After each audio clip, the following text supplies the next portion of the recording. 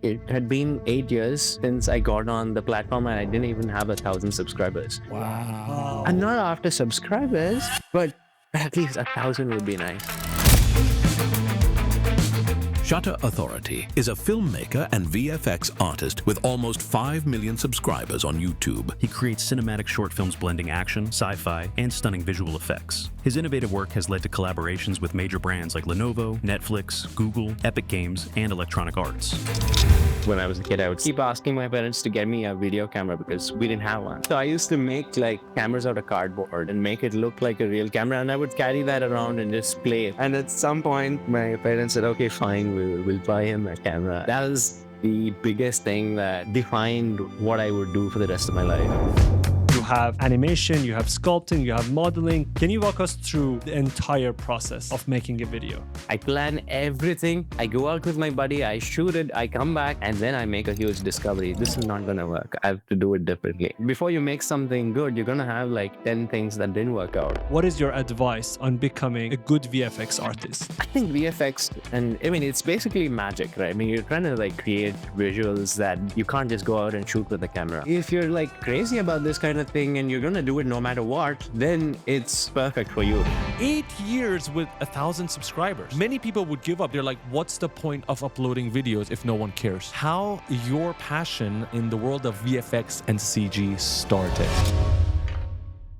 Raghav, welcome to the Bad Decisions podcast. Thank you. Really happy to be here. We are super excited as well. And I think the best way to start this conversation is to talk about patience and consistency. Now, some people may be wondering why. I'll explain. You see, social media is a great tool for people to go and be inspired. We've got so much content, so many people expressing their creativity. But at the same time, you get a front row seat to people's accomplishments, right? That one little part of their life that they are willing to share. And when it comes to you, you're such an accomplished artist. We love watching what you do. You're super creative. And the content that you create is truly motivating. It's beautiful. And I feel like a lot of people will be inspired by what they see on your page. At the same time, as humans, we have snap judgments. We look at your work and we're like, oh, fuck, man, this guy must be so lucky. He must be so talented. He's got everything. He knows what he's doing. Now, if you've got a podcast like us, you got to do research. So we went to YouTube and then went to your channel and then said oldest videos, not the most recent, oldest. Okay. And you see that your oldest videos were uploaded 17 years ago. 17 years ago. I want for people to let that sink in. That's a lifetime. That is a freaking lifetime for a teenager. That's when you began starting content. And by the way, for everybody, you got to check it out because this guy's doing backflips and side flips and all sorts of cool stuff as his first pieces of content.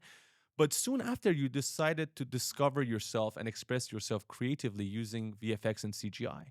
And the reason why I said we want to talk about patience and consistency is because sometimes we have to really look into people and understand the reason why a person like yourself can be so successful, so accomplished, so talented. It's not just about the last few years. It's a craft that you've been mastering for more than a decade now. And therefore, I think it's fair for us to go all the way back and see how your passion in the world of VFX and CG started. Thank you. That was very flattering, and it's an honor to hear you say that. Thanks. It's always been a dream of mine to make um almost anything that inspires me. So let's say like when I was a kid, I would see something and it's like, hey, that's really cool. The next thing was, how can I do that? And I go to the circus and I see people walking on tightropes, and how can I do that? And I see somebody do a backflip. I see Jackie Chan do that. How do I do that? But again, there were no answers because my parents, they didn't know any of this stuff, or they weren't into it. They weren't even interested in most of this stuff. So I was like, but they were always supportive, and they would. I mean, if I wanted to do something, they would encourage me to do it. Yeah, so that's a little bit of how I approach things in life. And I think, yeah, it was like just watching Bruce Lee films and Jackie Chan and Spider-Man, eventually I was like, whoa, like, how do I do all that stuff? And I always wanted to make animations also because I grew up watching cartoons. And so I used to draw a lot. I mean, some of my favorite cartoon characters and all that. And every school notebook of mine, every corner would be like a little mini flip book, uh, little things happening on all four corners in every single book. And that I would keep asking my parents to get me a video camera because we didn't have one. And some of our and my uncle had one, but I mean, it was like a oh, not for kids sort of a thing. So I, Off limits. yeah. I mean, I could just look at it when someone was using it. So I used to make Yeah. like cameras out of cardboard and just throw in a magnifying glass in the front and have some paper that is soaked in oil on the other side. Basically, like a little box pinhole, not a pinhole camera, but with a lens. So it would cast a real image on the side, and I would like print out Panasonic and all of that and make it look like a real camera. And I would carry that around and just play pretend cameraman Oh for a while. shit. Wow, that's really DIY. Wow. Wow, you really wanted a camera. If I was your Someone uncle, give him the yeah, if I camera. was your uncle, I would be like, God damn it, kid, take the camera. Yeah. And at some point, my parents said, "Okay, fine, we'll buy him a camera." And so they bought me a camera from my uncle lived in the U.S. So on one of his visits here, he brought a VHS camcorder, and I think that was the biggest thing that like defined what I would do for the rest of my life. And yeah, I was 13 at the time, and I just started making everything that I'd been wanting to make for like 5 or 6 years up until that point. So I did a lot of stop motion animation and little cartoons and things like that, and lots of videos where I'm fighting my friends and in the backyard, and just a lot of silly things like that. And then I also really wanted to be Spider-Man. Who didn't want to be? Who didn't want to Yeah, be? yeah, it's like the coolest thing ever. And so we started. I mean, I made a little costume with some of my old clothes, which were red in color. I cut them apart, stitched it, and that's how I like learned to stitch a little bit and make costumes and all of that. And yeah, there was a phase where I made just Spider-Man videos all the time. And then I also wanted to like, okay, like I mean, like we do this and the web shoots out. So we would already have like a thread. And when I do this, my friend would pull it. So it would like just stretch and it would look like it came out of my hand. And at like 240p, everything looks good. As in, like the VFX, all of the effects look good despite the quality being so bad. I still didn't know how to cut videos. Like I couldn't edit anything. So all of the short films I did was like we keep recording and then we rewind and then continue recording, and it was like that. And then at some point, and this camera didn't have the option to like send the files to the computer. So it was like take the camera and play it, like connect the AV to a TV and show it to people like right direct from camera. And so there was no audio, there was nothing. And one of our friends said, "Hey, there's this little thing that you can buy and put it in your computer, and you can actually send these to your computer." And I was like, "What? Like you can watch these videos by like I mean on a computer like as many times as you want?" That was like game changing for me. And so I that's how I got into video editing. So it's like the first time I figured out that you can like actually cut a video. Like I knew you could like crop JPEGs and all of that. I was like, wow, yeah, so like you can cut a moving picture. It was like so huge. And yeah, that's when I started editing and all of that. And a few years later, I got into, there was this program called You Lead Video Studio. I think that came with Mm, the Pinnacle TV tuner card that I had.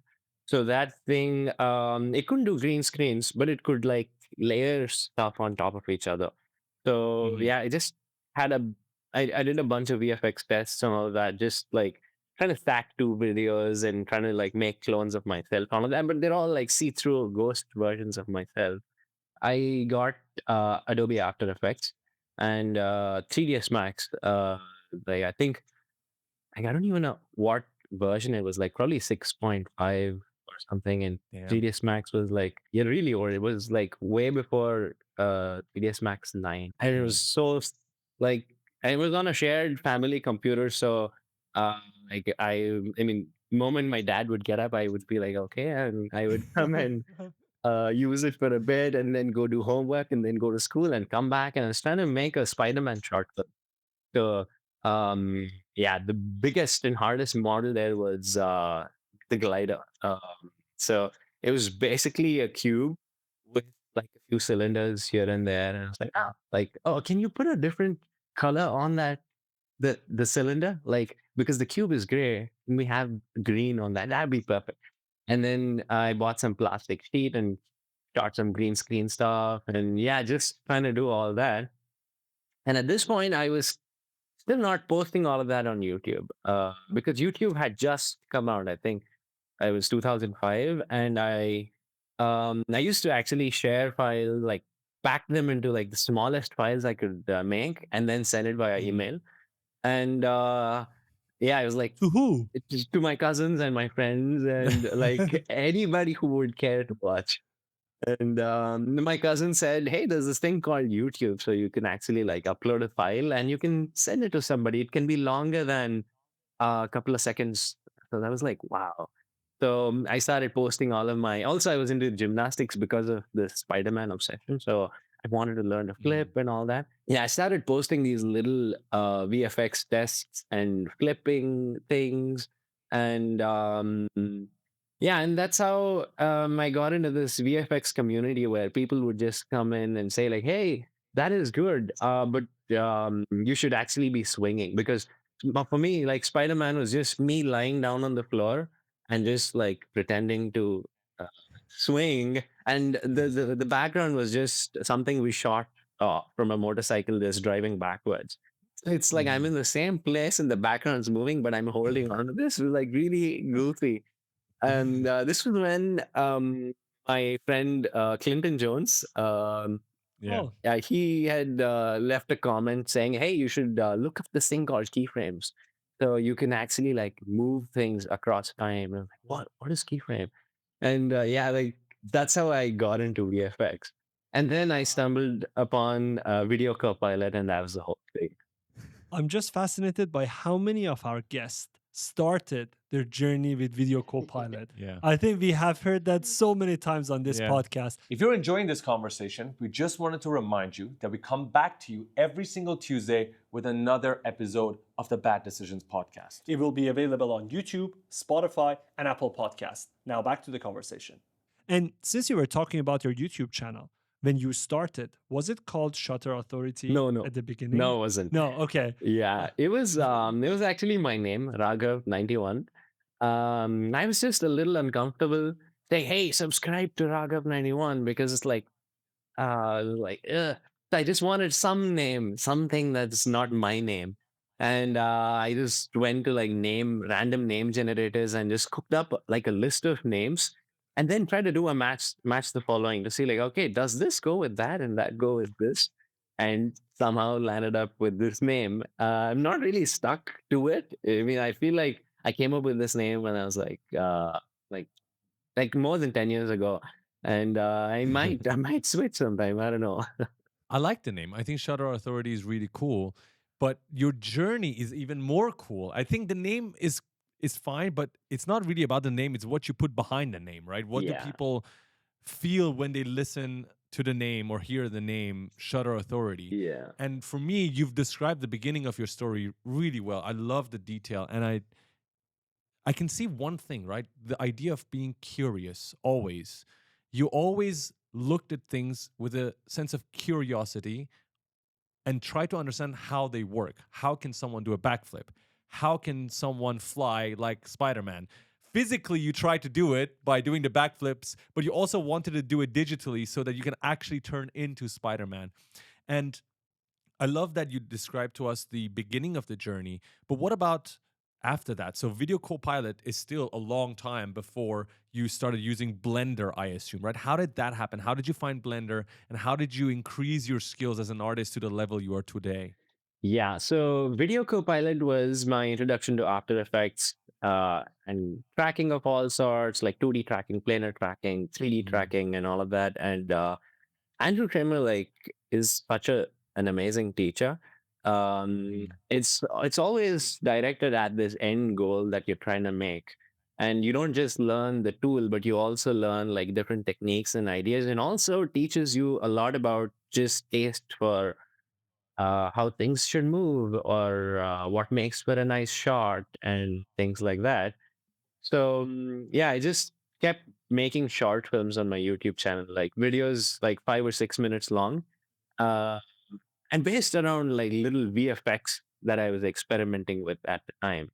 And I did that for several years, and then I started seeing more VFX content on YouTube. Like Corridor was coming out, Freddie Wong, and Clinton Jones, and there was a bunch of Rocket guys. jump. Rocket Jump, yeah. Yeah. There were a bunch of guys doing this kind of thing, but it wasn't too many. Like it was still like probably a dozen or two. Mm, And so like I would try to reach out to these people and get inputs about my stuff. And I found Nico on Facebook, Nico from Corridor, and I reached out to him and said, "Hey, can you check out my stuff?" And he watched my videos and he said, "Hey, lot going on, good stuff, but try to make something that people are looking for because my short films, like the names were just like random words that I would just find from the dictionary that I thought were cool. So they weren't things mm, that people were looking for. mm. They weren't getting that many views, and at this point, I mean, it had been 8 years since I got on the platform, and I didn't even have 1,000 subscribers. And I was like, okay, well, I'm not Wow. after 8 years. subscribers, but at least 1,000 would be nice. Like that was, 8 years. yeah, Wow. 8 years, 1,000 subs. Patience is the name of the game here. Fucking hell, Patience. man. People are now posting. So we have a lot of people commenting and asking why their social media is not growing. And we ask them, how long has it been that you're posting? Oh, I posted yesterday. Or I posted a month ago. They're posting 2 or 3 times. They're expecting to reach millions or hundreds of thousands of people. Where what yeah, you're talking about now is 8 years, yeah. not even 1,000 subscriber. Wow. Yeah, and for some time I didn't really care about subscribers, but at some point, I mean, I was seeing all these other channels, and more than like viewers, I was really interested in engaging with people, like talking to some, like, what do you think about this video? Like, how can I make it better, and so on. And I thought if more people watched it, I would get more ideas and suggestions in the comments. I could make them better. And yeah, so I really was comfortable having very little subscribers, and I mean I had no problems with that, and it just kept making stuff, and it was never like my goal to do this as a job because I went ahead and studied engineering and became an engineer, and yeah, and then I went to do my master's in Germany in nanomaterials, and it's like highly academic things. And I am really interested in science and engineering and all of that, but this was something that I was like very passionate about that I just couldn't stop doing. Okay. Yeah, So you went to Germany, yeah, you studied, and at the same time you're still making videos. yeah, yeah. And at this time you're not making any money with the videos that you're making with VFX. No, I might have. I mean, there was one video that did somewhat well, and I think I earned like $30. And that was like all the money I had earned in my life. And I had done like one or two like freelance gigs. Like somebody found me on YouTube and saying, "Hey, can you do this? I'll give you like $10." And I was like, "Oh, hell yeah, I would do it." Just After Effects composites and a little bit of CG, that sort of thing. And yeah, so I moved to Germany and I was studying this program, but it was like so academic. I just couldn't see myself like uh, go through that whole program. Everybody was looking at doing their PhD and becoming like a scientist or a professor or something. I was like, I don't want to do all that. So I just sort of dropped out of that course and just took up like a German language, switched to a German language course. And I was just like making videos there with friends that I made just like at the gymnastic center or in my um, in the place that I was staying at. So I made a video there based on Subway Surfers, which is a video game about this guy Yes. running on the tracks and there are trains coming and going. So this a friend of mine, he looked like that character. So I thought like, hey, you look familiar. I mean, and then a few days later, hey, you look like that guy. So let's go make that video. I, I can't believe that's how you came up with the idea. Yeah, you look like the guy from Subway Surfers. Let's go and make the video. How did the video do? Yeah, so that's the interesting thing. I so that video did really well. I think it got like probably 500,000 views in a month or Wow. so. And that was the first time I got more than 100,000 views on any video.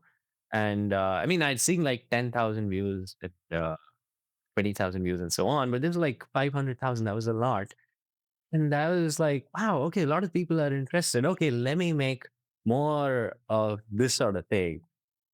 So then I did like so I just explored a bunch of video games that I could like bring to real life.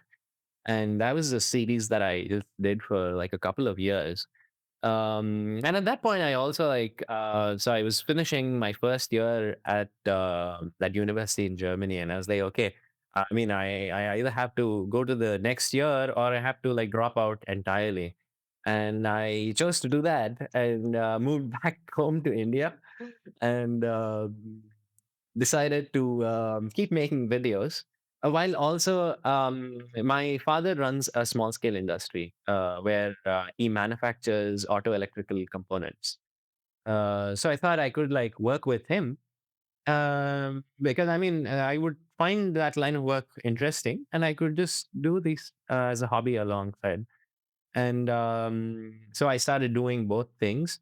And so this a YouTube thing took off so quickly. So when I went to Germany, I had 800 subscribers. When I came back, I had 10,000. And in Nice. the next year, I had like 100,000 in the next 6 months or so.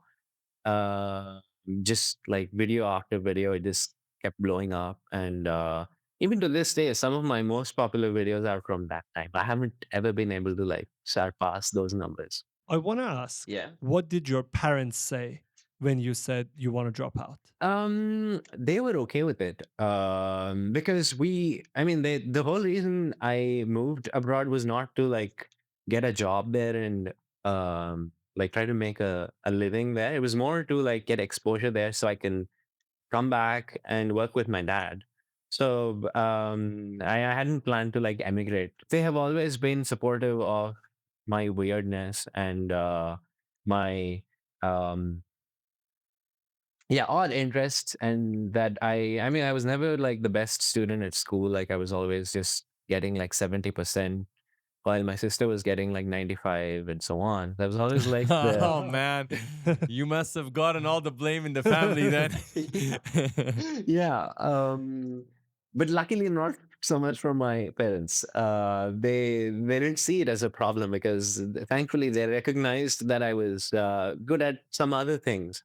And What about other relatives? Did they make The judgments? uncle, the Did they uncle. cast judgments upon you? yeah, a little bit, but not too bad. But I would have a hard time in school because everybody would be like, "Hey," I mean, when they would meet my parents, they're like, "Why is your daughter so much better than your son?" Uh, Oh my god. What assholes, What an man. What asshole, an yeah. asshole. yeah, and then my mom would have to say, "No, no, no. Like, yeah, he's doing fine." Did you show them the YouTube plaque? The same guys who are making fun of you, the one behind you right now. I'm sure they will not judge you right now. No more. Yeah, I mean, I don't know. Or maybe they'll think, "Oh man, this guy still hasn't found a good thing to do in life." You know, purpose takes a while to find. And the thing is, what's funny, you've always had the purpose. It's just you needed patience and a lot of dedication and hard work throughout the years to achieve what you wanted to achieve. It's not like it took you 10 years or 20 years to play around until you found the thing. You had the thing. Since you uploaded the very first video, you were actually working on your dream. People just didn't realize it yet. And I think that's the case with so many people. They're already doing the thing. People around you take time to realize because they are not you. They will never understand what you're about. They don't understand what's going on inside your head. They don't understand the vision that you see, if you have a vision. That's And true. so listening to people is usually not a good idea. That's why we call ourselves bad decisions. Because what tends to happen is that me and Farad have ideas, outlandish ideas, quitting our job and starting this podcast, quitting our job and starting vlogging, right? Quitting our clients when they're not treating us well. Things that usually to other people sounds bad are usually the decisions you need to take because they actually are better for you in the long run. You understand it more than everybody else. And I'm so glad that you managed to stick with it and not listen to other people and say, "Oh yeah, maybe I need to work on my grades. That's more important." And also, like, there's no point trying to like explain to people because unless they see, they don't believe it, and also they don't get enough. So um, yeah, that's the way things are. But I mean, I think one of the reasons why I could I mean have so much patience. I don't think I'm a very patient person. Like when I want something, I go. I mean, I start working on it right away. I can't like wait or sit around, or if I have to like, okay, like he's gonna help me, but he's gonna be available like 2 weeks later. Like, I mean, I'm gonna do it anyway. Like, I'm not Mm. patient with that sort of thing. Gary Vee mentioned something. I was going to say Yeah, that. speed in the micro, patience in macro. So in the short term, when you want to do something, you have to do it fast. When inspiration is there, you have to act on it immediately. But in the long term, for the result, you have to be patient. You have to wait. So you shouldn't be patient when you want to start something or you want to work. You have to go and learn it. But for people to find value in your work, that's the moment you will need to have patience. That's very true. You know, you need to have the short term patience, short term speed, long term patience. That is the way to do it. And there's another thing we like to always talk about, which is the law of diminishing intent. Whenever you have an idea or an intention to start something, it could be a project, it could be arts related, it could be technology related, whatever it is, whenever you have an idea, an intention to start something, you must act upon it as quickly as possible because the intention and the desire will decay over time. So for you, clearly you have that law in your mind because whenever you have ideas to remake a film or make a short film, you're acting upon it immediately. You're not waiting. That's the short term speed. But long term, you clearly have the patience because you talked about this 8 years with 1,000 subscribers. Yeah. Many people would give up. Many people would give up. They're like, what's the point of uploading videos if no one cares? Yeah. But for 8 years, you did it for yourself. You did it because you cared about your own craft Yeah. more than people's opinions. Yeah. Yeah. And that's definitely one of the secrets to your success, in my opinion. Like people who get into like unconventional areas of work like this, when they are focused on the results, it gets very hard for them to persevere and make stuff long enough to actually see those things come to real life. Um, so yeah, I always when somebody asks me, like, do you have any tips to become a big YouTuber? Like, I really don't. But if somebody asks me, like, hey, how do I make a video like that?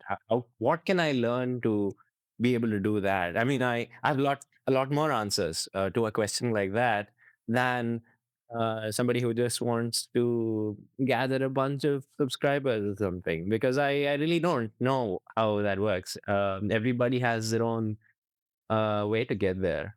So what if someone comes to you now and say, what is your advice on becoming a good VFX artist today? Because it's very different now from when you started. There was no VHS camcorder, no video co-pilot. How would you ask them to start? I would also ask why they want to become a VFX artist because um, I think that decides their approach and how they want to do it. If they want to like go join the industry, I mean, we've been seeing it's like not the best time for that sort of thing, especially like in the recent weeks, we've been seeing big companies go bankrupt and close and so on. But I think VFX, and I mean, it's basically magic, right? I mean, you're trying to like create visuals that you can't just go out and shoot with a camera. And so it's just a really powerful tool to show things that people might not have seen or might be required for you to tell your story. So yeah, so as a hobby, I think like today is like the golden age for making cool things because it's you can do so much with so little. And the more you, I mean, if you have a good kit like a powerful computer, and like, I mean, who doesn't? Like, even the most mediocre computers are like 50 times more powerful than most of the things we used like a decade or two ago. So yeah, there's no excuse to not being able to make good stuff today. I have to disagree with you on one thing. And I've given this a lot of thought. And me and Farad have discussed this extensively. Even in our last episode with Roberto, we discussed the AI revolution. Yeah. And I understand when you bring up the closure of big companies like Technicolor, which we've recently experienced, this might look like a dangerous age for the big companies, especially if they have bad management, right? We don't know exactly what was going on. We don't Yeah. know the full detail. Yeah. But they actually filed for bankruptcy in 2021 when me and Farad looked it up. So during COVID, they already had some issues. So it's not Mhm. really just because of AI. Yeah. It's not just COVID in and of itself. It was the writer's strike. There was so many things that led to this. But I actually have a differentiating opinion because I believe for the majority of the people who are listening and watching this podcast, I assume they're either freelancers, artists who are already working in the field or are just about to start, or maybe small and medium sized businesses. Yeah. For all of us, for that category, this is the best time. As you mentioned, this Yeah. is the golden age because now with the same laptops Yeah. that the big guys have, we can create some of the best work and it's incomparable. You'll Yeah. see people like yourself or Ian Hubert who can make films on their own and compete with animation studios that have hundreds of people. Yeah. And this is where AI can also be handy because AI, yes, you can look at it in a negative eye and say, you know what, it's going to take my job away. Or you can say, with AI tools, I can speed up my workflow. I have 10 assistants now. Yeah. So on my own, I can go ahead and create an entire short film. If I have the ideas, I can create as an individual. This was fucking impossible 20 years ago. You You had to couldn't get do it. funding, you had to get a team, you had to get a producer, you had to get permissions. Now, one person is an entity by themselves. Yeah. Boom. So instead of us worrying too much and thinking about this in a negative light, if you reframe our mind and say, this could actually be an opportunity if I have the right ideas, if I'm creative enough, this is the prerequisite, you have to be, then I actually have so much more power Yeah. with the same laptop. Like you talked about it with the Lenovo laptop that you had, you could create so much. You couldn't do that 10 years ago. Yeah. With AI tools, I can create faster. With Unreal Engine, I have a real-time rendering engine. With Blender, it's almost like the new Eevee update Yeah. is freaking good. You can render things so fast. You couldn't do that. You read Steve Jobs' book when they were doing Pixar back in the day. It'd take days, months for them to render out an animation. It takes us 1 hour. Like that's crazy. So, in my opinion, just in summary, I think it's actually quite empowering now. When you see these big companies close down, it is sad, but it allows opportunity for the new generation, for younger artists, for freelancers, for solo artists or small teams to come and fucking make it. That's true. I don't disagree at all. You're absolutely right. Um, I do think, however, it's like a lot of people, they're like, they get out of school and they're like, okay, what do I do now? If you're like crazy about this kind of thing and you're going to do it no matter what, then it's perfect for you because if it doesn't work the first few years, you will still last until you get to the stage where it starts working out. But like, it's not like, okay, like a lot of, I mean, we have um, a situation in India here where it's like almost everybody wants to become an engineer, Mm. and there aren't enough engineering jobs for so many engineers. I see. Yeah. So, yeah, I mean, it's just like, so they finished school, and the question is, what do I do now? Like, okay, you either go and go become a doctor, or if that is too hard, become an engineer. They're also considering, okay, become a VFX artist. Mm. I mean, I actually wish everybody was excited about what they're doing, because that would be the best case scenario. Um, yeah. Um, But that's so hard, right? I mean, isn't that the biggest question No, of life? but The purpose? if you don't have the passion and drive, not even VFX, any industry, you will barely survive. Yes. Because any economic downturn, any any Hardship. threat, any hardship, you have to give up. You have to switch jobs. So I think passion and drive are two important elements. Not even in VFX industry, you should have it in any realm that you want to get into. What if you don't have a passion or drive for anything? yeah. That's Go my and question. find it. No, go and find it. No, that's the hard truth. You have to go and find it. Try everything, experiment everything until you find it. If you don't find it, it's very hard, because we will have economic downturn, we will have layoffs. It was few years ago, it was tech layoffs. Last week was VFX layoffs. There will be in our history, in our time, there will be layoffs all the time. Yeah, going out and trying as many things as you can is a very valuable suggestion to anybody. I think so as well. I agree. I believe that if you don't know what you want to do, and if you don't have that certain drive, then the only thing you can do is just try. Especially if you're early on in your career, the best thing you can do is try, because you have a lot of time. You don't have a lot of responsibilities. You have a lot of time. Use that time and turn it into a new skill. And you might try VFX and fall in love with it. Great. Then you'll find a way to make a living out of it. Again, at the very same time where people are losing jobs, you'll see people succeeding like crazy in the same field, right? You have studios closing down, and then you have studios opening up. Not all animation studios are dying. There are new ones popping up. For instance, we were just watching, I mean, this is not animation, but it has to do with film. We were just watching Severance, one of our newest favorite Have you fucking watched it? Wait, series. have you watched it? Not yet, not yet. Oh, bro, Bro, you gotta please, watch it, man. please, Bro, it's so please. good. Not even the first season? I haven't seen it. Okay, please go so and watch good, it. You bro, will it's love it. I guarantee you will love it. It is an absolute mindfuck of a series. Masterpiece. Beautiful cinematography, Great color colors. grading, just storytelling. We are not everything. sponsored by Apple Not TV, by the sponsored way. by It's Apple. not sponsored. But it's so good. It's just an example of how in the same industry we have studios succeeding. They're probably making shitloads of money right now because everyone's talking about it on Instagram. So I think it's just a matter of you finding what you love in whatever industry it is. You'll be able to make a living out of it if you truly are passionate and you have the drive. Yeah, I would agree with that. I mean, at least that's the ideal outlook one should have when they're presented with the choice of what do you want to do. I want to talk about something really interesting. Farhad knows I was discussing with him about this earlier on. And this has to do with leveling up as an artist. It has to do with gaining new skills, always enhancing yourself. And I feel like we might actually be doing the same thing here, which is a real winning strategy. I want to ask if that is exactly how you look at it too. We call it the North Star method. The North Star? And this is our secret, the North Star method. Yes. This is our methodology that we use to this day to always enhance and improve ourselves and stay inspired as an artist. Because what I feel like is happening when we see a lot of artists who think they're stagnant, think they're not improving, or they feel uninspired in either their career or their craft, I believe it has to do with the learning method. And what do I mean by that? A lot of people use isolated learning techniques. What do I mean?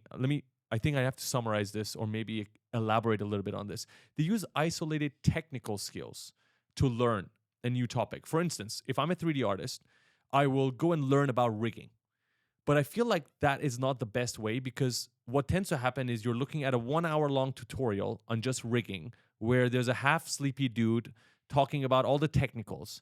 That's not the best way to get inspired. Instead, if you have a North Star, which is an end destination, a big goal that inspired you. For instance, you watch Spider-Man and you get inspired because you want to make a Spider-Man related scene. We watch Dune, or we watch The Batman, or we watch The Severance, and we're so inspired by the cinematography, the composition, the colors, the acting. We just want to remake a part of that. And what tends to happen in the remake of that film, in the remake of that process, you got this big North Star, this big project that you want to go for. You tend to learn not just rigging now. You tend to learn a little bit of modeling, a little bit of texturing, a little bit of animation. There's some rigging in there too. Composition, camera choice. You naturally learn all of these skills in the process of remaking the film. But there's also another benefit to this. Because you're copying another artist, you're emulating excellence. And this allows you to have a higher standard of quality the next time you're working on another project. So you're not just learning technical skills, you're now learning how to be great because you're copying and learning from the greats. For us, this has always been the method we used because we never lose inspiration. Because if you love a film, if you love this art and you're remaking it, you're never going to lose inspiration. It's like a super formula tactic that we use. Do you have the same mentality? Almost everything I've learned is I have a video in mind that I want to use it on or something like that. I've never like just okay, today I'm gonna like learn this one thing. There's always sometimes it's not like a very big end result. Um, and early on, it was more effect oriented. So I want to create that effect. How do I do that? And in order to do that, I think I have to learn X, Y, and Z. But like a few years ago, I got into 3D sculpting. I always thought like I haven't seen a lot of generalists like making their own models. They go find good models, and I mean they can make like little models for their scenes and so on, but they wouldn't make like a whole creature.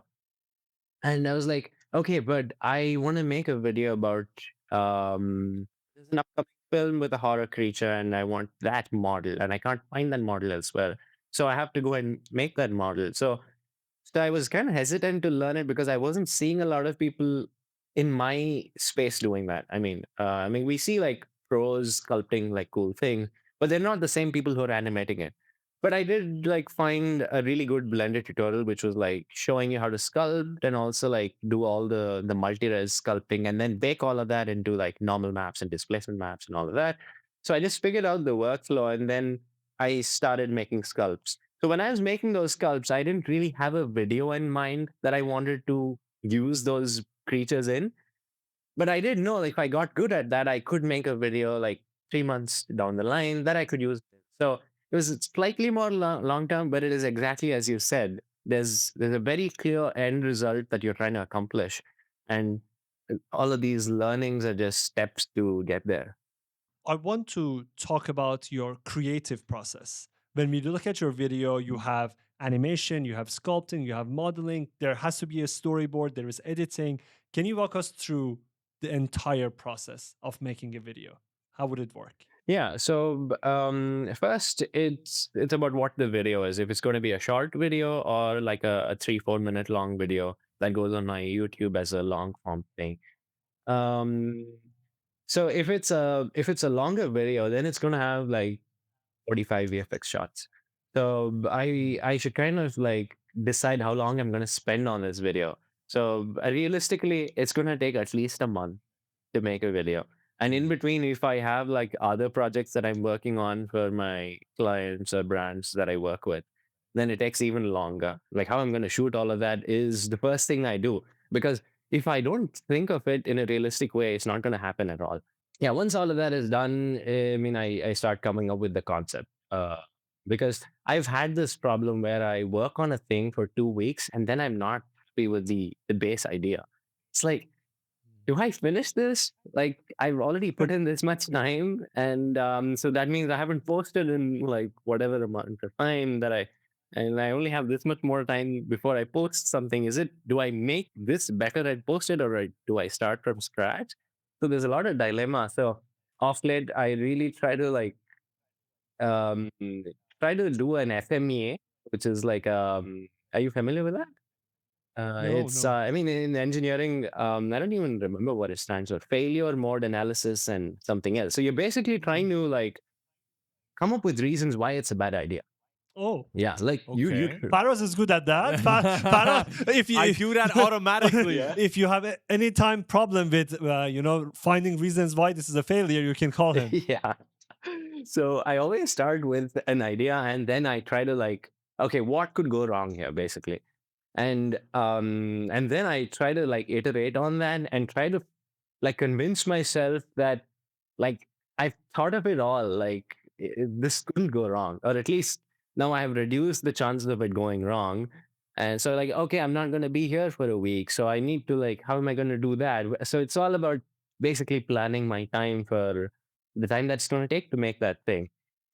And then, yeah, I mean, once that happens, I come up with the concept and the storyboard and all of that, look at a lot of reference and try to pick things that would, I mean, I would use as inspiration. So, and yeah, I mean, try to like, I mean, there are so many things I like that I see, like I watch a movie and I like that thing really. It's ultimately about trying to like automatically combine things without really knowing or thinking too much about it.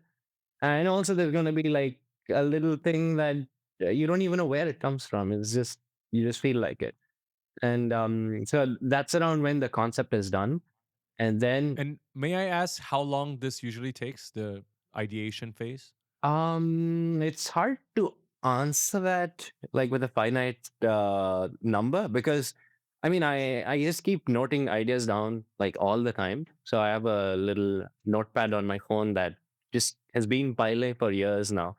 So very often when I want to make so okay, what's the next video? So I just open that list and start scrolling and try to see if there's anything that would make sense to be posting now because I am after all like going to be posting it on social media. So maybe there's a show that is coming out that is related to what I'm making. So I might as well like try and see if I can make a match there so that more people who are interested in that also happen to see this. Yeah, I mean once I have decided to make a new video, to me starting that video it's usually like a week or so. I see. The only reason I asked that is because we have a rule. We don't start working on a cinematic animation until we've got all of the storyboard and the previs fleshed out in detail. Because the more we spend time on the ideation and the storyboarding and making sure it's perfect, the better and smoother the entire process that comes after that is. And we tend to make smaller mistakes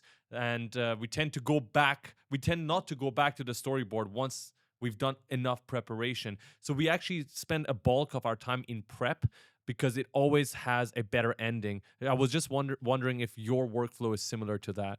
Yeah, I aim for that. But I don't always succeed. Um, very often I end up like going and shooting. The first shoot is almost always useless.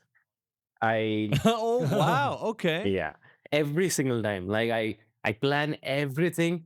I go out with my buddy. I shoot it. I come back. And then I make a huge discovery. This is not going to work. I have to do it differently. So, and but these days I plan. I know that this is going to happen. So, but I still try not to make that mistake. But I mean, I keep margin enough margin for me to be able to make that mistake because I think if it's something that I could just like throw it like this and it works, it's probably not what I'm truly capable of. Yeah, I don't mind failing a few times early on in the video, but I don't want to be failing like halfway through or like when I'm at 70%. Like the first 10%.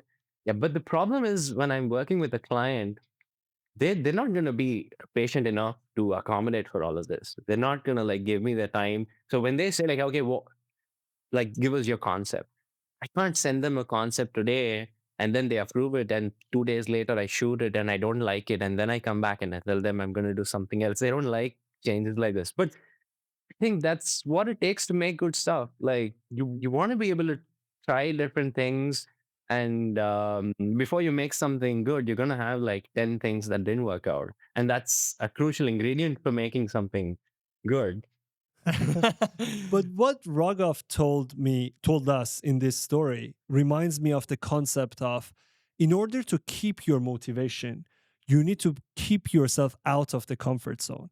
You need to have something that is challenging, but Mm. it's not impossible. So you need to have that 10% challenging margin. Goldilocks zone. Yes, thank you. I was thinking about it for the last 5 minutes. Yeah, yes, I got the you. Goldilocks rule. So you need to have 10% margin. It needs to be challenging, but not impossible for you to have the highest level of motivation. Just like right above your current capability. Yeah. So you can't quite achieve it. You don't understand it fully, Yeah. but it's not so far off where you just can't even comprehend how to do it. Yeah. If you stay in that Goldilocks zone, that's where true creativity and flow state happens. Yeah, for sure. Yeah, it's very important not to overshoot and commit to something that is like truly impossible. And but also like you don't want to like you want to outdo what you've done so far. Otherwise, like not only is it not like going to be great, it gets boring. Like doing the exact same thing over and over again. Like right now, I'm working on a project for a client, which involves a CG creature with fur, and it's also wearing clothes. Um, so it's like the hair has to, the cloth and the hair have to interact with it, and I've never done anything like that. Sounds fucking challenging. I hope bro. the client is not listening. Yeah. So do I simulate the hair first and then use that as a collision for the cloth that goes on top? But I don't even know how to make like cloth as a collision object. So or do I just like give a margin on the underlying mesh to like just beef it up a little bit to make it a little bit thicker? Or I don't know. I think that's a better solution. Yes. I think the second idea of just having that margin, the extra margin to ensure the cloth doesn't go inside. I don't know. I feel that feels complicated. It is. And I mean I was like so confident when I took on this project and I said like, yeah, I can do this. And today I'm like trying to do it and it's like not as easy. Scratching your head Well, Faraz, that sounds familiar, right? We do Yeah. that all the times. all the fucking time, man. But again, this is the North Star idea, right? You don't just look at one specific thing. You're not saying, oh, I'm going to learn how cloth and fur interact as a technical tutorial. You're making this grand idea, and in the process, you have to learn that specific thing. But you will not feel uninspired or demotivated because you have a bigger dream, a bigger goal to achieve. Yeah. I love this, man. I love the way you look at things. So you do the ideation and then you go into the project. When you're working in the project and you're modeling and you're texturing and all that, do you take like a previs render out into your DaVinci or your Premiere Pro, whatever you're using, to look at your edit and see what the order of items are like? And the reason I asked this is because Gox was on the podcast and he said that he likes to take his edit in, even if it's a shitty shot in the beginning with horrible lighting. He likes to put the edit together and the pieces so he gets a feel for what it looks like. Then he goes and reiterates the shots and reshoots if he needs to. In fact, when I'm like making a short film, if it's like a live action short film, I almost invariably end up doing it twice. Like I said, the first shoot does not go well. So it becomes a really good previs for the second shoot. It's like a full commitment previs. It's not like Yes. like you didn't think it was previs, but it happens to be previs. But if I'm doing like a CG thing, I always try to make storyboards and I take pictures of those storyboards and put them in the edit. So it's basically like an animatic of the whole thing. And sometimes if it's like I did this video of Godzilla fighting Kong, and like I couldn't like conceptualize how would they be fighting. So it was just like a previous that I filmed with my friend where we're fighting and pretending to be Godzilla. So at least we could see how it's gonna happen because it's not easy to like draw like actions. So depending on what the concept is, I do make little previous like things and put them in the edit and resolve and also like add music and see if it's even working. Is it even worth making? Like, because I mean, I've had the situation where I put in months and months on a video and in the end it's just like, I don't know, it doesn't work. Like I can't find the right music or it doesn't feel like what I wanted it to be. So yeah. No, we totally understand. I mean, Farhad knows this. For us, when we're doing our previs, it kind of looks like the final edit already. Even in the previs, like we gotta get the lighting right. Sometimes even the best quality textures. We use Unreal Engine mostly, so you can do Yeah. that pretty fast. Yeah. but we don't do the lighting and the textures at the end and just go with a white mesh, white landscape, white environment. We need to see what it looks like to get a feel for it. And thankfully, the tools today allow you to do that. You get to get that final look early on, and that's why we love using Unreal. Because, by the way, we're not sponsored. I'm just trying to be honest here. We love it because it allows you to iterate really quickly and get to a final look. We were recreating a shot from Shogun. Have you seen that one? No? Bro, I mean, come on, Okay, Farad. you have two series now on your bucket list: Shogun and Severance, Got it. both masterpieces. Bro, you gotta And by watch the way, he will think that we watch series all the time. These are the only two series that we have watched in the last 3-4 years, probably. Yes. Yeah, that's true, Yeah, right? yeah, we Only have- these two. yes, Yeah, I think we yeah. haven't watched anything else. But Shogun, we're taking one part of the film and trying to recreate the shot, and we managed to do it within 20 minutes. Wow. 20 minutes is insane. And it looks pretty damn similar. Wow. And the tools today allow you to do that. So if you're trying to do previs, I think if you can get it as close as you can to what the output is, you'll get a much better idea as to what it will be at the end, and you'll get a feel for it. So that's very cool. Man. Yeah. In fact, I use this technique even when I'm sculpting. So let's say I'm sculpting like I created this horror creature for a project, and so all of the reference material was like it was like really dim lit, dark environments. So in Blender, you can actually like sculpt in the final lighting, which is like insane. Like it makes such a huge difference to do that instead of like seeing like very bad render quality views of your model when you're sculpting. So yeah, like these are the things that we like have that no one else did. Like even when they made some of the best movies in the world, they like if they did it like 10 or 15 years ago, they didn't have any of this stuff.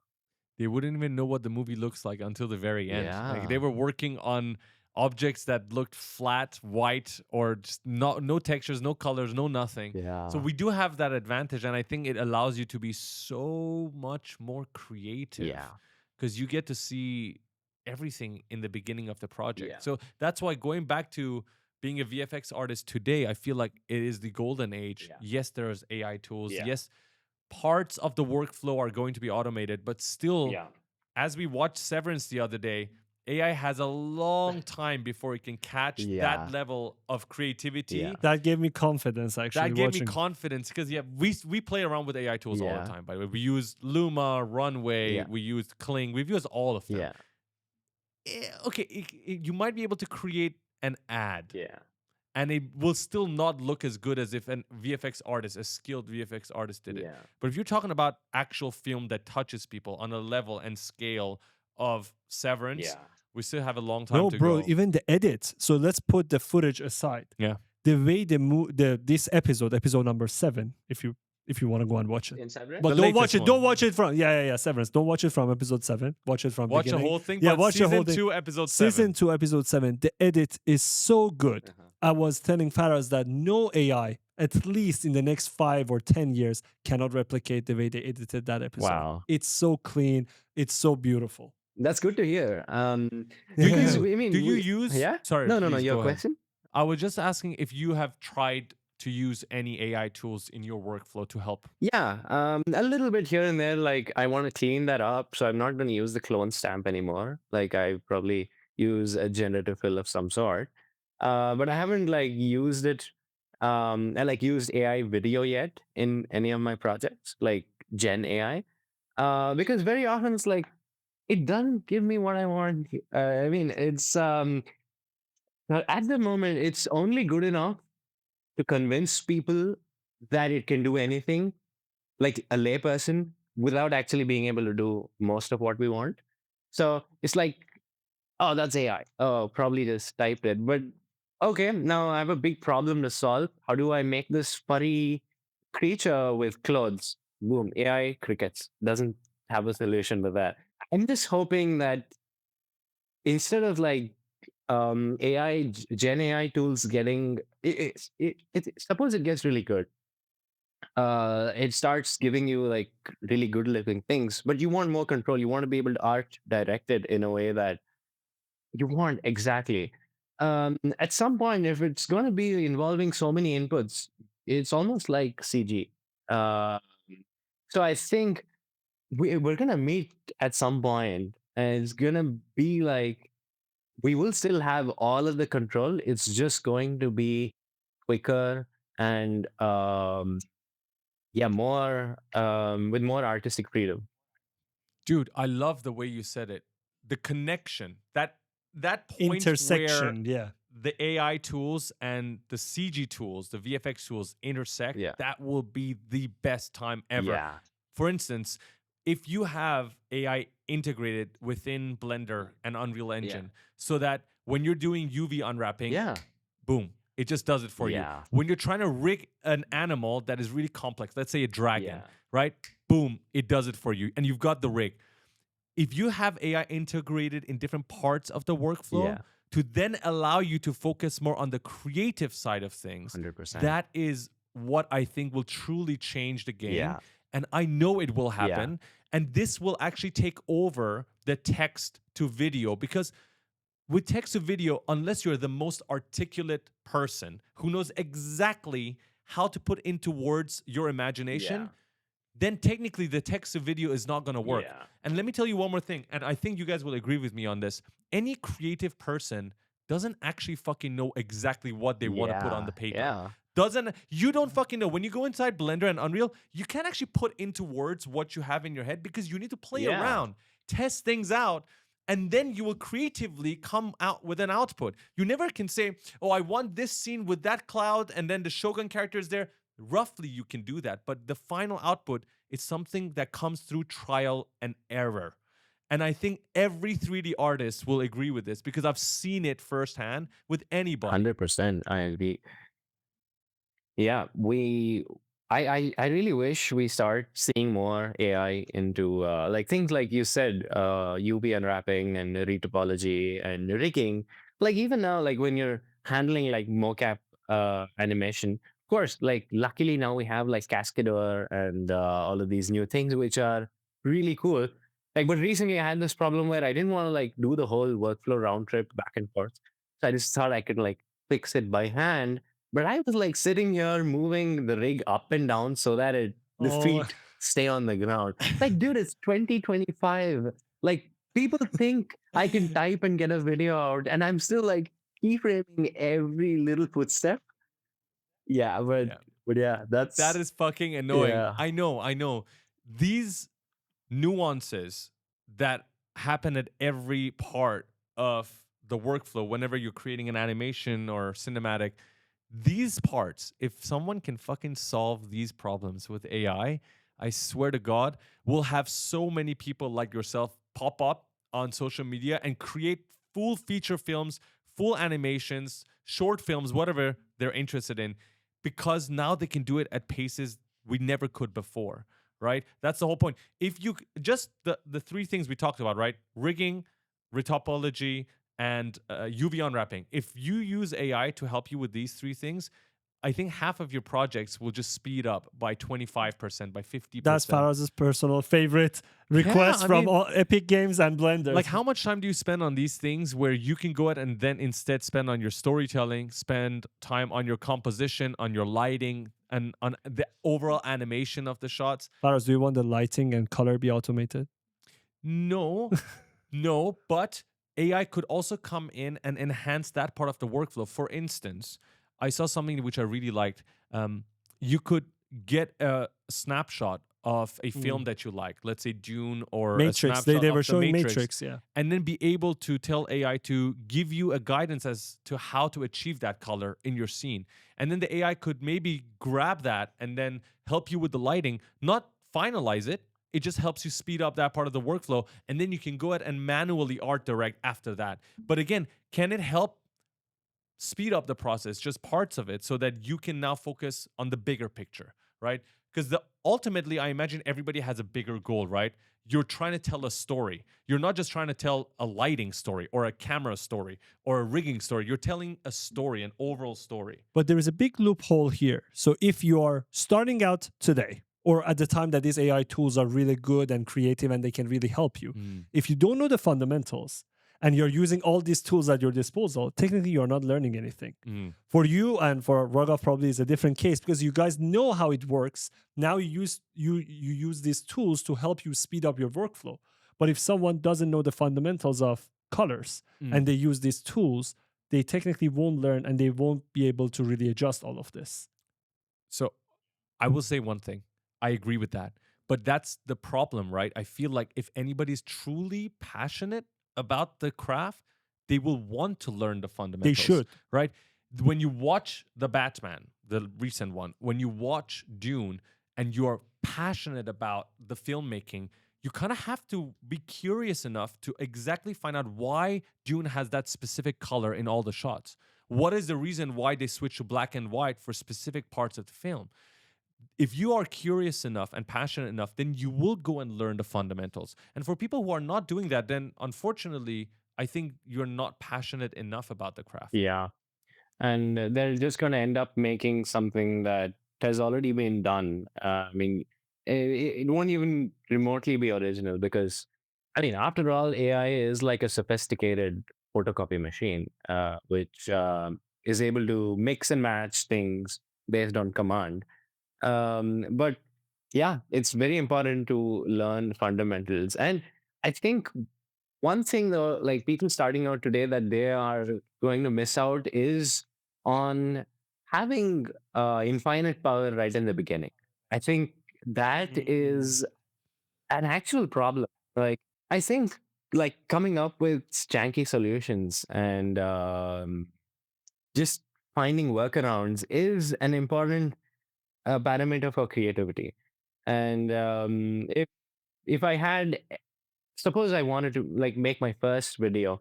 Suppose I met a genie and he said, if I said, "Hey, make this video," and he made it, I don't know, like what would I be doing today? Like I would have said, "Hey, makes the next video, make the next video," and like how proud would I have been about anything? Because so there's also that thing to consider. That is so true.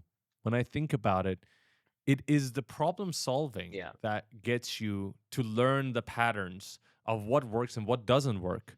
And if you're not doing that yourself, then one, where's the pleasure, right? Where's the pleasure of learning and achieving things on your own? Because it feels like you're just pressing on a cheat code, like you're in Taken, and then the cheat code allows you to win the game. Yes, you won the game. Yes, you created the victory for yourself. But at the end of the day, feels like you didn't achieve anything on your Yeah, own. it gets boring so quick. I just wanted to add, I play like old retro video games with my nephew. He's like 6 years old, and we were playing Dangerous Dave. I don't know if you played it. It's like a yeah, it's like a really basic game with he has to clear all these levels to yeah, go get the cup or something. And yeah, I found this hack because there was this level where we were getting stuck, and this cheat code just gives infinite lives. Like you have a jetpack all the time, you have a gun, and you have all of that. And so he's like, "Wow, it was so exciting the first time," but then like two or three times, like he was done with that game. He had nothing exciting that could come out of it. So I mean that is like it's like the heat death of the universe. Like you just reached equilibrium across everything. There's no potential difference. There's no way for the energy to flow. So that is something to watch out for. I Oh, think that would reflect in every single domain and Yeah. every single industry, no matter what you do. If there is no hardship, if there are no challenges in front of you, Yeah. if you don't have any purpose, you won't be even driven to do anything. So I think you should look for the hardship, you should look for the challenges, and you should look for the things that you cannot do at the moment. So you will have something great to create at the end. Yeah, it's a new kind of problem. Because for us we had like actual problems that we were like we couldn't dodge. But now there's this infinite, at least illusion of cheat code. Um, mm. but yeah, it's about finding balance, I guess.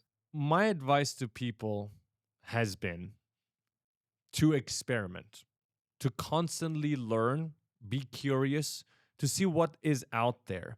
I think turning a blind eye to this cheat code is a huge mistake because At the end of the day, everyone's going to start using it. Every single person, just like email, just like Google, the whole world is going to use AI and AI tools. And I feel like if you don't know what is going on, you will miss out a great deal. And if your goal is growth in the world, growth in your career, it means that you're going to be in a place of competition, not negative, violent competition, just in competition. Whoever's working in a company, everyone wants a raise, everyone wants a promotion, but only one person gets a promotion. Only one person gets a raise. Not everybody gets it. And so that's just an example within a company. That happens within society too, right? It happens within YouTubers as a community. It happens within the 3D artists community. So it's very important to always learn, to always be curious, to always experiment and stay up to date. But never lose that sense of curiosity, right? Never lose that sense of taking on challenges for yourself, because that is how you can find your purpose. Yeah. Very well put.